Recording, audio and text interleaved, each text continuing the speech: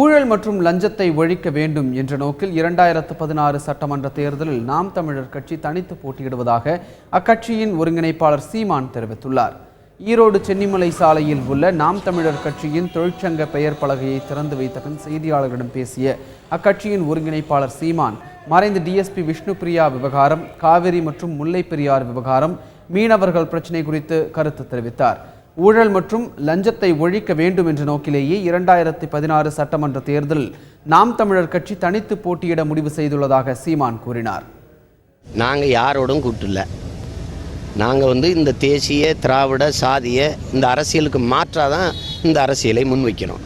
ஒரு தீய ஆட்சி முறை ஒழிய தூய ஆட்சி முறை மலர, பணநாயகத்தை ஒழிப்போம் ஜனநாயகத்தை காப்போம்னு நமக்கு நாமே மாற்று நாம் தமிழரே மாற்று அப்படின்னு ஒரு மாற்று அரசியலை வைக்கிறோம். அதனால் நாங்கள் இந்த கட்சிகளை ஊழலை ஒழிக்கணும்னு நினைக்கிறேன். எந்த கட்சியோடு சேர்ந்து ஒழிக்கலாம்? லஞ்சத்தை ஒழிக்கணும்னு நினைக்கிறோம். எந்த கட்சியோடு சேர்ந்து ஒழிக்கலாம்? அதனால் தனித்த பாதை.